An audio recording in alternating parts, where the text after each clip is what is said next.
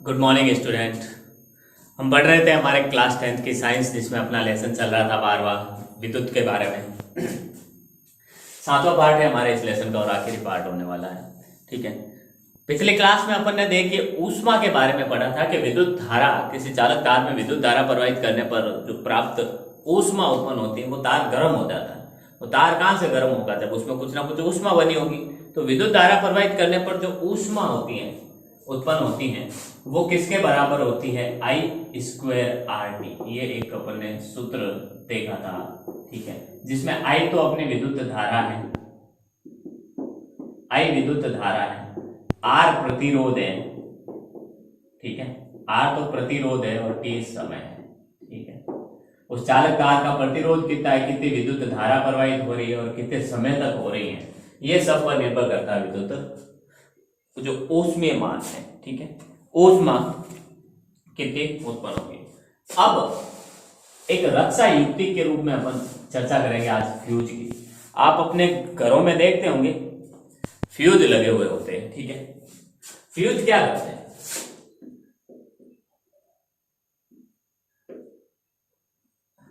प्रत्येक घर में लगा होता है, ऐसा कोई घर नहीं है फ्यूज नहीं होता। ठीक है, फ्यूज क्या करते हैं? देखिए, फ्यूज हमारे जो विद्युत धारा घर में आती है उसके उच्च मान होने से कई हमारे घर के उपकरण नष्ट ना हो जाए, शॉर्ट सर्किट ना हो जाए। ठीक है, आग वगैरह ना पकड़ ले। ठीक है, तो वो फ्यूज करता है क्या है, इसका नियंत्रण करता है। यानी फ्यूज हमारे घरों में आने वाली विद्युत परिपथ में बहने वाली विद्युत धारा के एक निश्चित सीमा तक के मान को बनाए रखता है। उस सीमा से अधिक मान होते ही ये फ्यूज क्या हो जाता है? टूट जाता है। ठीक है, परिपथ को तोड़ देता है। तोड़ने से क्या होता है कि आगे विद्युत धारा प्रवाहित नहीं होती है, तो हमारे बल्ब, ट्यूबलाइट, सभी उपकरण एक जैसे सही ढंग से रहते हैं। लेकिन मान लो अगर हमारा बल्ब है 100 वाट का, ठीक है, वो ज्यादा से ज्यादा 240 एम्पीयर की धारा सहन कर सकता है। 10 एम्पीयर की मान लो धारा सहन कर सकता है और वही हमारे विद्युत परिपथ में आए। लेकिन अचानक हमारे मीटर से 10 की जगह 20, 25, 50 एम्पीयर की धारा बहने लग जाए और वो 50 एम्पीयर की धारा अगर हमारे उस बल्ब में जाए जिसकी क्षमता ही 10 मीटर की 10 एम्पीयर की है, तो वो 50 एम्पीयर सहन कर पाएगी? नहीं कर पाएगी। तो क्या होगा? वो अंदर जाएगी तो उसको नष्ट कर देगी। तो उससे बचाने के लिए मीटर से आने वाली धारा और बल्ब के बीच फ्यूज लगा देते हैं, जो क्या करता है, 10 वो फ्यूज इतनी क्षमता का होता है कि वह 10 एम्पियर तक की धारा ही आगे जाने देता है। 10 से ज्यादा एम्पियर की धारा आते क्या होता है, वो फ्यूज के अंदर जो तार बांधते हैं अपन, ठीक है, वो टूट जाता है, जिससे परिपथ टूट जाता है और 50 एम्पियर की धारा आगे बल्ब तक पहुंच ही नहीं पाती। तो हमारा बल्ब सेफ सुरक्षित रहता है। तो जो फ्यूज होता है वो श्रेणी क्रम में लगाया जाता है। हम देखते होंगे, आपने अपने घरों में भी देखा होगा कि आपके घर के बाहर एक मीटर होगा, मीटर के अंदर से जो तार हमारे घर के अंदर आ रहा है वो पहले एक कहाँ जुड़ा है?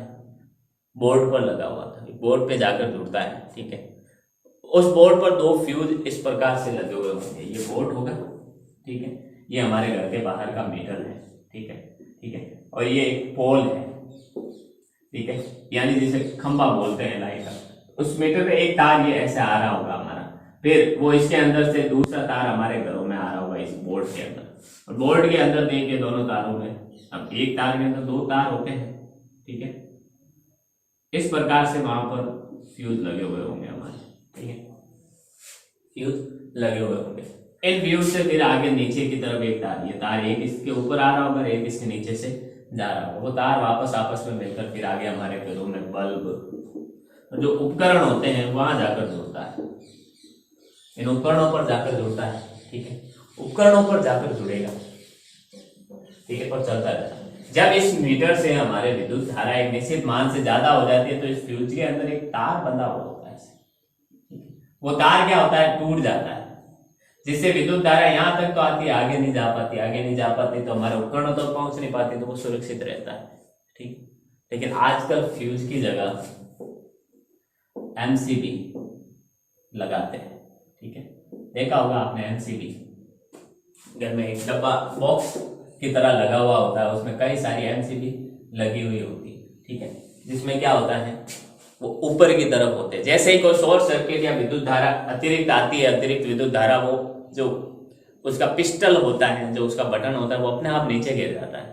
ठीक है, और फिर हम क्या करते हैं, जाकर वापस उसको ऊपर की तरफ करते हैं। जैसे ही शॉर्ट सर्किट कहीं पर दो तार आपस में भिड़ गए हैं, ठीक है, तो फिर वो नीचे गिर जाती है।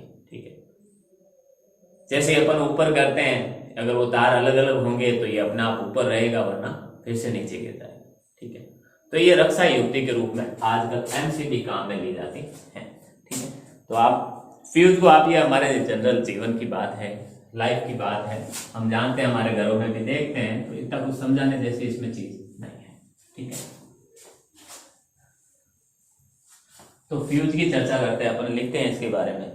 फ्यूज परिपथों और संधारित्रों की क्या करता है, सुरक्षा करता है। सुरक्षा, किसी भी अनावश्यक रूप से उच्च विद्युत धारा को उनसे प्रवाहित होने न देकर करता है। ये सुरक्षा करता है। सुरक्षा कैसे करता है, कुछ अनावश्यक जो धाराएं होती है, उच्च मान की विद्युत धारा, उनको परिपथ में प्रवाहित न होने देकर करता है। ठीक है, फ्यूज परिपथों तथा संधारित्रों की सुरक्षा, फ्यूज परिपथों तथा संधारित्रों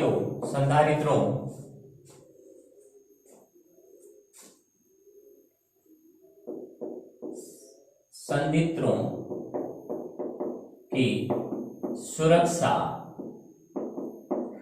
सुरक्षा करता है। और कैसे करता है इसकी सुरक्षा, किसी भी अनावश्यक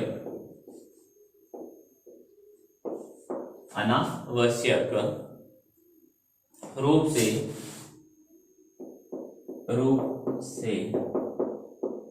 उच्च विभव धारा को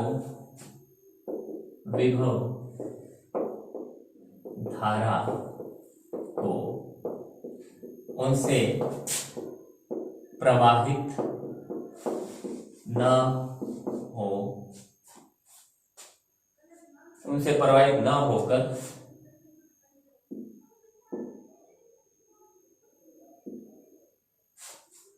सुरक्षा किस प्रकार से करता है, उच्च विभव धारा को उनसे प्रवाहित न होने देकर करता है। यानी हमारे जो परिपथ है या उनमें जो लगे हुए जो अन्य उपकरण है, उनकी सुरक्षा कैसे करता है, उच्च विभव मान की जो धाराएं होती है, अनावश्यक धाराएं, वो उनमें से प्रवाहित न होने देकर करता है, उनमें से प्रवाहित ही नहीं होने देता है। ठीक है, फ्यूज की युक्ति के साथ श्रेणी क्रम में जोड़ा जाता है। फ्यूज को युक्ति के साथ किस में जोड़ा जाता है, श्रेणी क्रम में जोड़ा जाता है। यानी ये फ्यूज होगा, अगर ऐसे जुड़ा हुआ है तो इसके आगे की तरफ फिर बल्ब, ये सब श्रेणी में, श्रेणी क्रम में आगे की तरफ जुड़े हुए होंगे। ठीक है, फ्यूज को युक्ति के साथ श्रेणी क्रम में जोड़ा जाता है। फ्यूज को युक्ति के साथ श्रेणी क्रम में जोड़ा जाता है, एक श्रेणी क्रम में जोड़ा जाता है। ठीक है, फ्यूज का तार क्या होता है, देखिए, उचित गलनांक वाली धातु का मिश्र धातु का बना होता है। उचित गलनांक वाली धातु या मिश्र धातु का बना होता है। ठीक है, फ्यूज का तार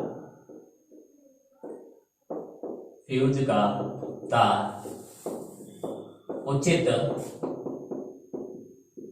गलनांक वाली धातु या मिश्र धातु का बना होता है। धातु या मिश्र धातु का बना होता है। उचित गलनांक वाली मिश्र धातु का या धातु का बना होता है, या जिसका गलनांक कम हो। ठीक है, कम होगा तो क्या होगा, विद्युत धारा उस मान से अधिक होते ही वो अपने आप गलकर टूट जाएगा। ठीक है, जैसे देखिए एल्यूमिनियम, कॉपर, आयरन, लेड आदि, जैसे किसका बना हो सकता है, जैसे लेड, एल्यूमिनियम, कॉपर, आयरन, आदि इन धातुओं का बना हो सकता है। ठीक है, आगे देखें।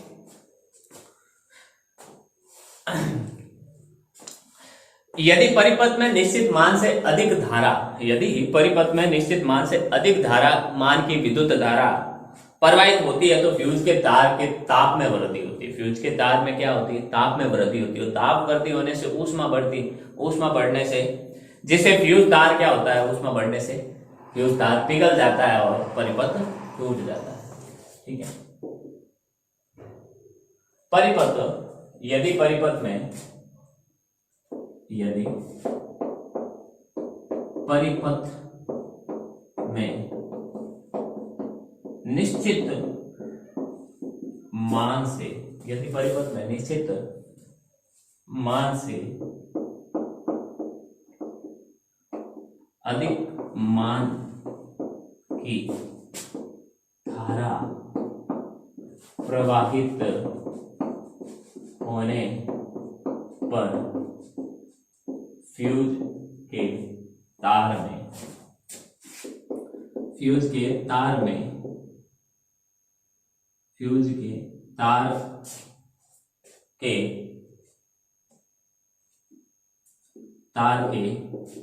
ताप में वृद्धि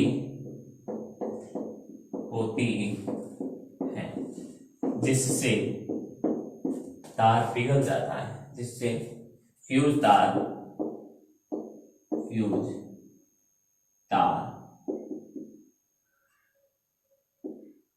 पिघल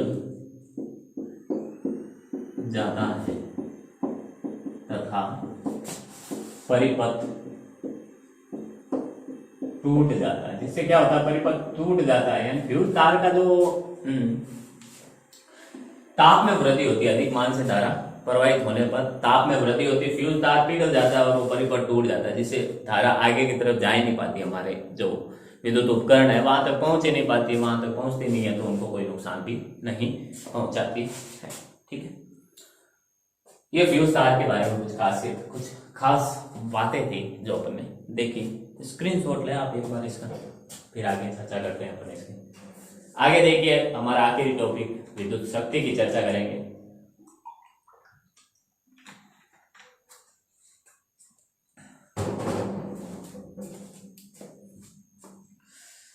हमारा जो आखिरी टॉपिक है इस अध्याय का वो है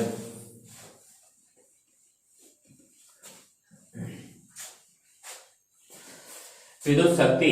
फ्यूज में से देखिए 2 या 3 सवाल ही बनते हैं। ठीक है, एक तो फ्यूज के बारे में आप क्या जानते हैं, तो ये 4-5 लाइनें 2 नंबर के सवाल में आएगी। आपको 1 नंबर का सवाल पूछ लेंगे, भाई फ्यूज को परिपथ में कैसे जोड़ा जाता है, तो श्रेणी क्रम में जोड़ा जाता है। ठीक है, परिपथ में कैसे जोड़ा जाता है, सवाल पूछ ले फ्यूज हमारे परिपथ में हमारे उपकरणों की रक्षा कैसे करता है, तो वो भी अपन को इस आखिरी 2 लाइन में जो अपन ने देखा है वो लिख सकते हैं। ठीक है, और फ्यूज परिपथ का तार किन धातुओं से बनाया जा सकता है, तो कॉपर, लेड, एल्यूमिनियम, आयरन, इनके द्वारा बनाया जा सकता है। अब अपन देखते हैं विद्युत शक्ति।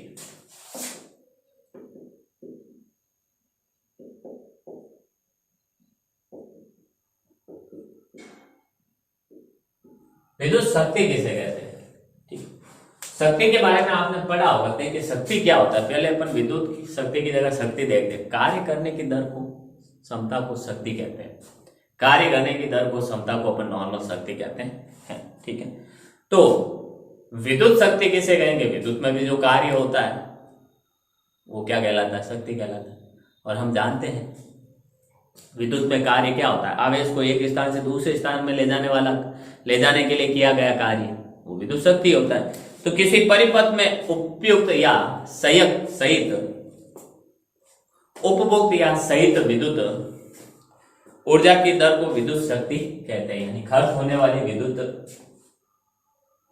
ऊर्जा को अपन क्या कहते हैं? उनकी दर को। और ऊर्जा दर किसमें खर्च, ऊर्जा किसमें खर्च होगी? कार्य करने में। ठीक है, तो कार्य करने में तो ऊर्जा खर्च होती है। ठीक, तो किसी परिपथ में उपभोक्त, किसी परिपथ में उपभोक्त या सहित उपभोक्त या सहित विद्युत ऊर्जा की दर को सहित ऊर्जा की दर को विद्युत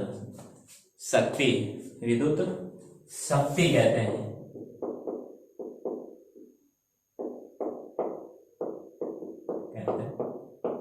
यानी उपभोक्त या विद्युत ऊर्जा जो खर्च होती है उसको शक्ति कहते हैं। विद्युत ऊर्जा खर्च किस में होगी?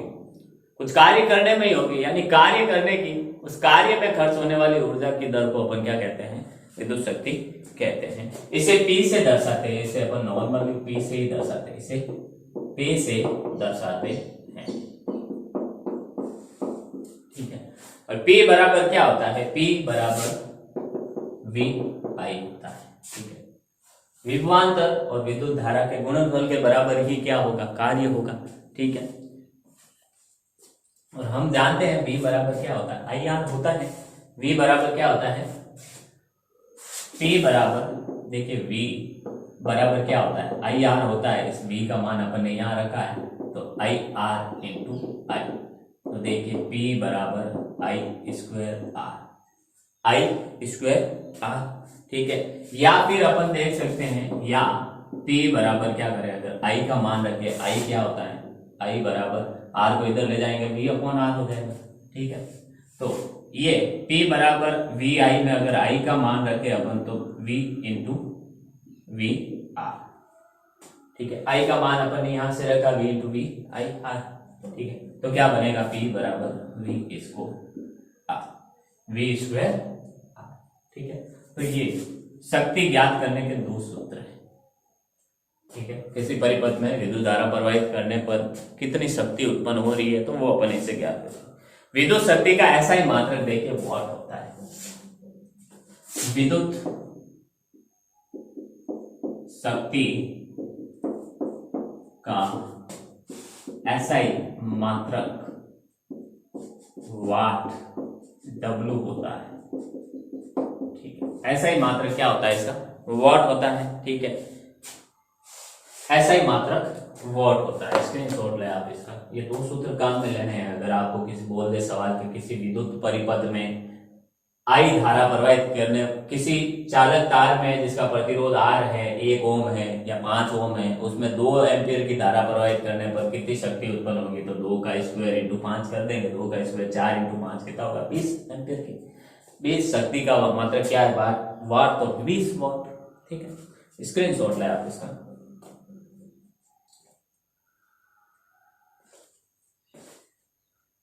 अब एक वोल्ट क्या होता है? जैसे अपन ने एक वोल्ट भी पढ़ा है विभवांतर, एक एम्पियर भी पढ़ा है धारा, इसी तरह एक वोल्ट की भी परिभाषा होती है जो पूछी जा सकती है। 1 नंबर के सवाल में क्या होती है उसकी परिभाषा, उसकी चर्चा करते हैं। देखिए अपन, यदि परिपथ में 1 एम्पियर विद्युत धारा प्रवाहित करने पर 1 वोल्ट का विभवांतर उत्पन्न होता है, तो 1 वाट विद्युत शक्ति होती है, ठीक है। यदि नोट बना के लिखना, यदि किसी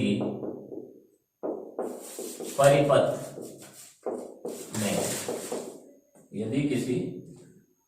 में 1 एम्पियर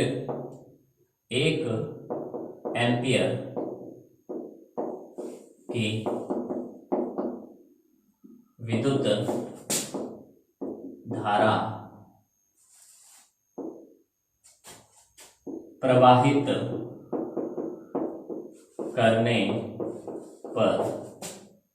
1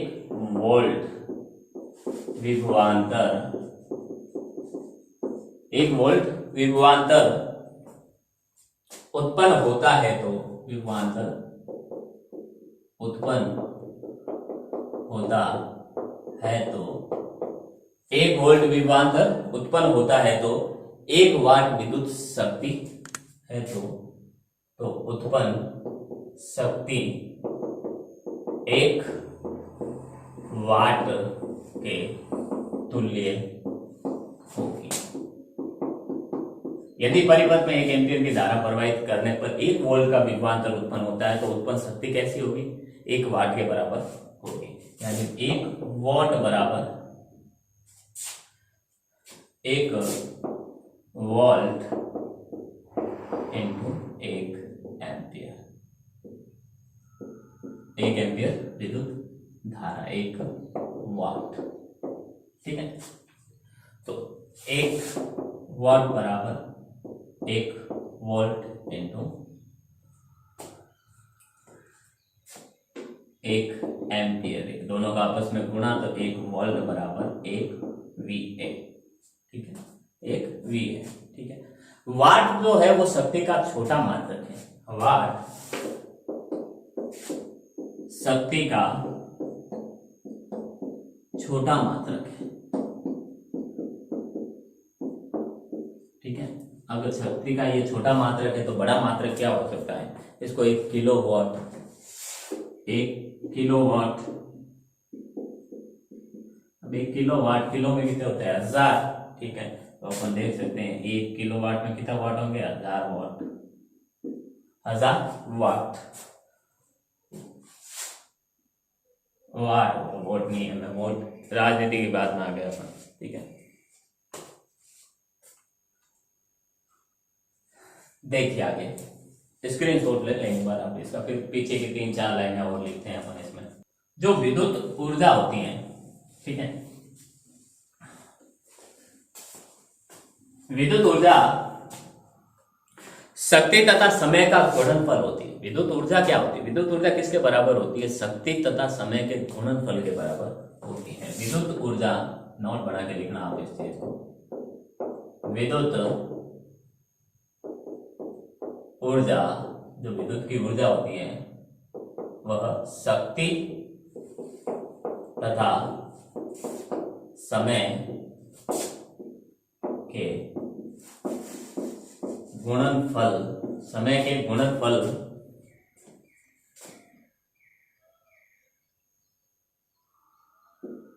समय का गुणनफल होती है। यानी समय, अगर अपन को विद्युत ऊर्जा ज्ञात करनी है और शक्ति दे रखी है और समय दे रखा है, ठीक है, तो उन दोनों को आपस में गुणा करने पर विद्युत ऊर्जा हमें प्राप्त हो जाएगी। इसलिए विद्युत ऊर्जा का मात्रक क्या होता है? वाट प्रति घंटा होता है। शक्ति का मात्रक क्या है? वाट, समय प्रति घंटे के हिसाब से। ठीक है, इसलिए विद्युत ऊर्जा का मात्रक क्या होता है? विद्युत ऊर्जा का मात्रक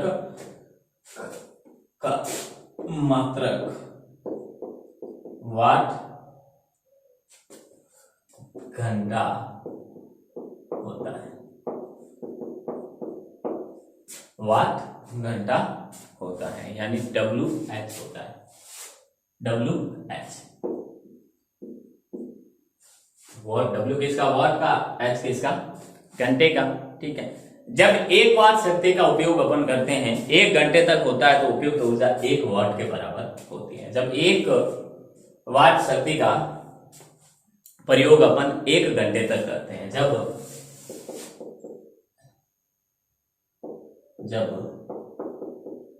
1 वाट शक्ति का उपयोग 1 घंटे तक करते, 1 घंटे तक करते हैं, 1 घंटे तक करते हैं तो उपयुक्त ऊर्जा 1 वाट घंटा होती है। तो उपभुक्त यानी खर्च हुई ऊर्जा, उपभुक्त ऊर्जा या विद्युत ऊर्जा किसके बराबर होती है? 1 वाट घंटा होती है, 1 वाट घंटा होती है, 1 वाट घंटे के बराबर होती है। ठीक है, अब देखिए ये तो छोटा मात्रक हो गया 1 वाट प्रति घंटा, 1 वाट घंटा। ठीक है, लेकिन हमारे घरों में देखिए, हमारे घरों में जो मीटर में विद्युत ऊर्जा आती है वो मापने पर अपन देखते हैं kWh के रूप में आती है, किलो वाट प्रति घंटा में। यानी ये छोटा मात्रक है, हमारे घरों में बड़े यूनिट के रूप में उस 1 किलो वाट प्रति घंटे को अपन 1 यूनिट के रूप में मापते हैं। विद्युत ऊर्जा का जो व्यापारिक मात्रक होता है वो किलो वाट घंटा होता है। विद्युत ऊर्जा का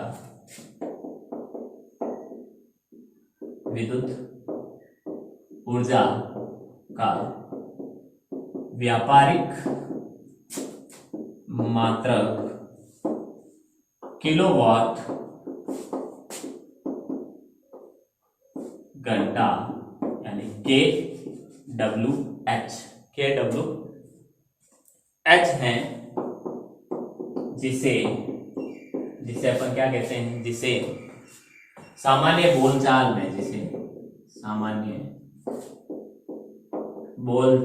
में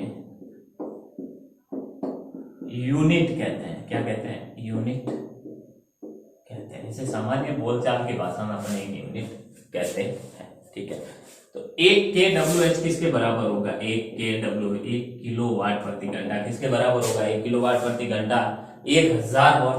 1 किलो में कितने हैं? 1000 वाट होते हैं। वाट इंटू 1000 वाट इंटू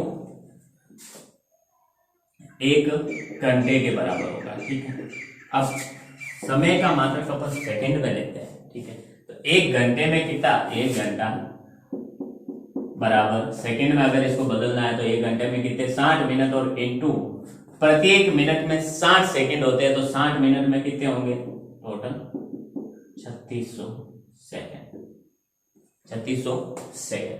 ठीक है, तो 1000 वाट इंटू 3600 सेकंड।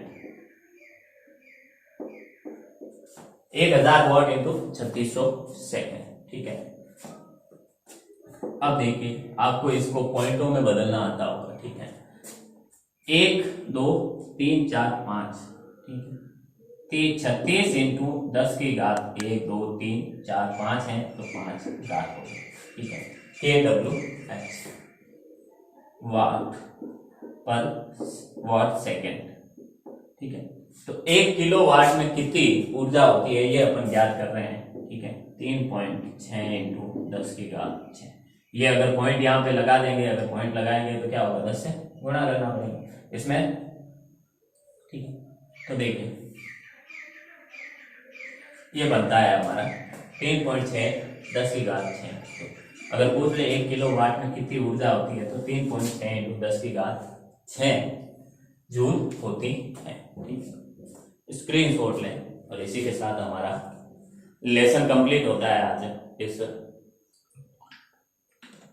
जो विद्युत का लेसन है। ठीक है, आने वाली क्लास में अपन एक नया अध्याय शुरू करेंगे जिसका नाम होगा विद्युत धारा का जो कुसुमीय प्रभाव, चुंबकीय प्रभाव होगा।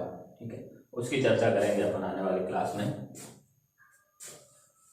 देखिए उससे पहले आज तो 5-1 मिनट में अपन क्या कर लेते हैं, अपन एक जो इसके न्यूमेरिकल सवाल बनते हैं वो कैसे बनते हैं वो देख लेते हैं आप लोग।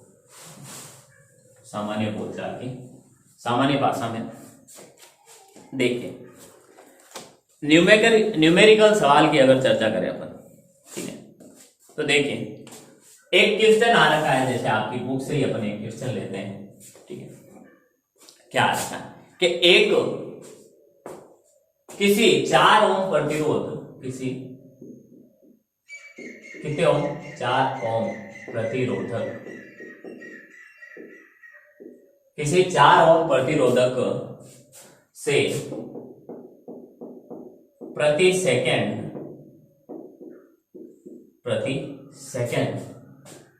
क्या होता है? 100 जूल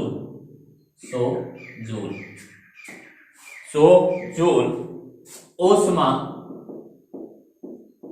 उत्पन्न होती है। ठीक है, तो प्रतिरोधक के सिरों पर विभवांतर क्या है? तो प्रतिरोधक के सिरों पर ऊष्मा ज्ञात कीजिए। प्रतिरोधक के सिरों पर ऊष्मा ज्ञात करनी है अपन को, ऊष्मा ज्ञात करनी है। ठीक है, तो पहले देखिए हमें दे क्या रखा है आंसर में। ठीक है, पहले 4 ओम यानी आर दे रखा है प्रतिरोध का, कितने ओम? 4। ठीक है, फिर प्रति सेकेंड यानी समय कितना देख रहा है? प्रति यानी 1 सेकेंड में, तो t बराबर 1 सेकेंड। ठीक है, फिर जूल ऊष्मा दे रखी है H बराबर 100 जूल, और हमें V ज्ञात करना है। V ज्ञात करना, विभवांतर हमें ज्ञात करना है। ठीक है, ठीक है। अब देखिए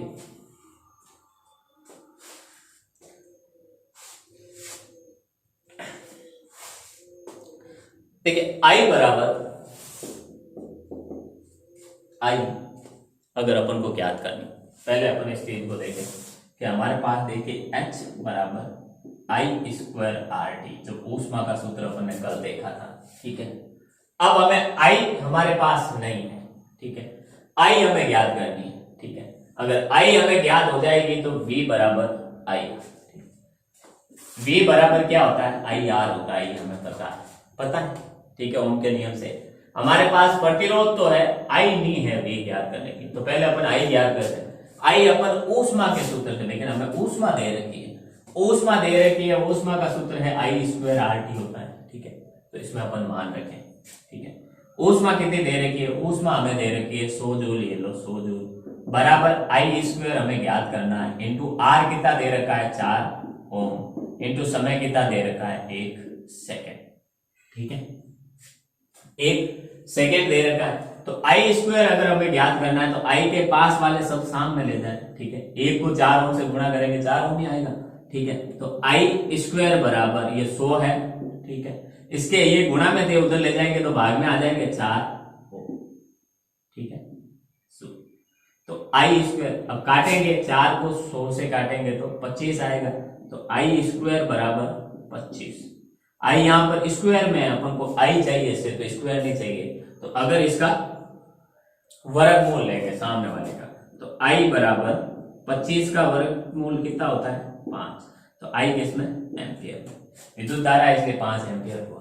अब अपन इसमें मान रख देते हैं।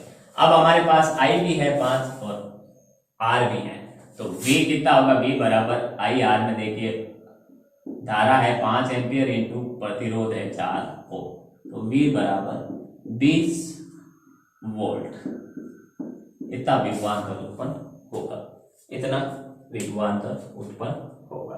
ठीक है, स्क्रीनशॉट ले आप, स्क्रीनशॉट ले आप इसका। ठीक है, फिर आगे 1-2 क्वेश्चन और देखते हैं।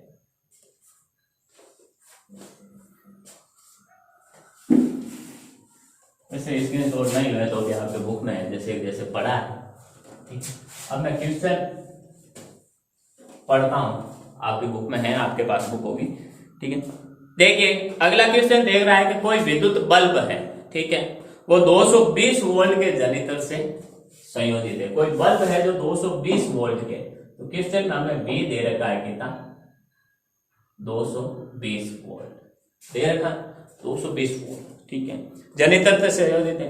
यदि बल्ब से 0.50 एम्पियर की विद्युत धारा, यहाँ पे I दे रखा है कितनी धारा 0.50 एम्पियर की विद्युत धारा प्रवाहित होती है, तो बल्ब की शक्ति ज्ञात कीजिए। तो शक्ति P हमें ज्ञात करना है, और हम जानते हैं P बराबर क्या होता है, V I होता है।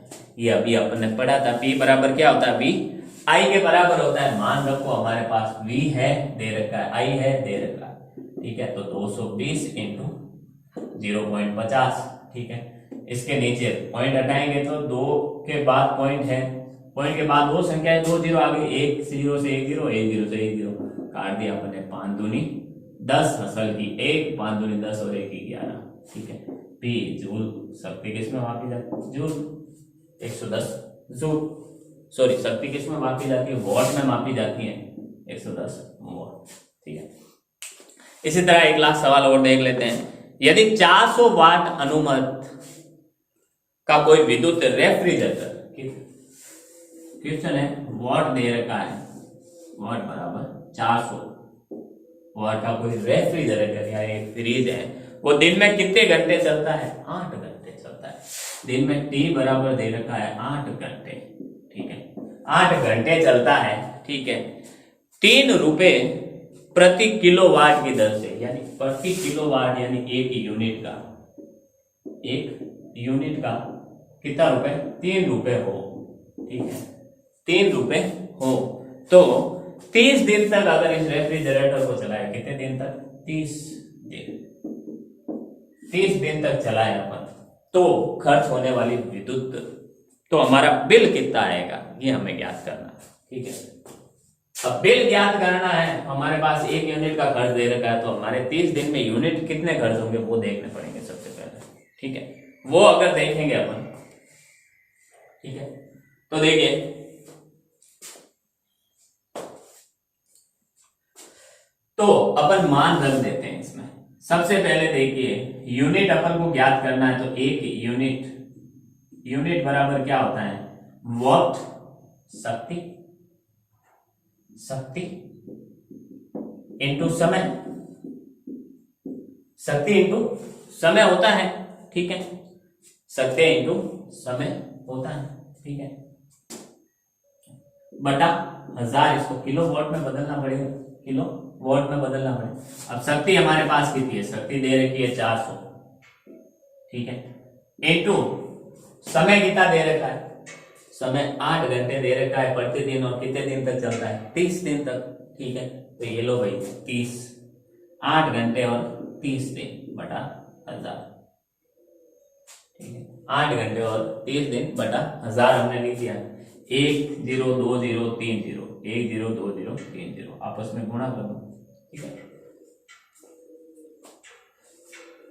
आपस में गुणा करते हैं अपन। देखिए 8 चौक 32 और 32 96 किलो वॉट, यानी 96 किलो वॉट, 96 यूनिट खर्च होंगे, ठीक है। 96 यूनिट का बिल आएगा 1 महीने का 30 दिन के अंदर। अगर 1 यूनिट का 3 रुपए है, तो 96 यूनिट का विद्युत बिल कितना होगा? तो विद्युत खर्च बराबर यूनिट गुणा राशि, ठीक है। यूनिट कितने? 96 गुणा 3 प्रति यूनिट का, ठीक है। 6 18, असल की 1, 29 27 और 1 28, 281 रुपए का हमारे बिल आ जाएगा, ठीक है, 288 रुपए का बिल आएगा, ठीक है। तो ये ऐसे कुछ सवाल है, स्क्रीनशॉट लें तो ले, हाँ, ठीक। उम्मीद करता हूँ ये लेसन आपको समझ में आया होगा। मिलते हैं अपन अगली क्लास में, तब तक के लिए all the best, thank you.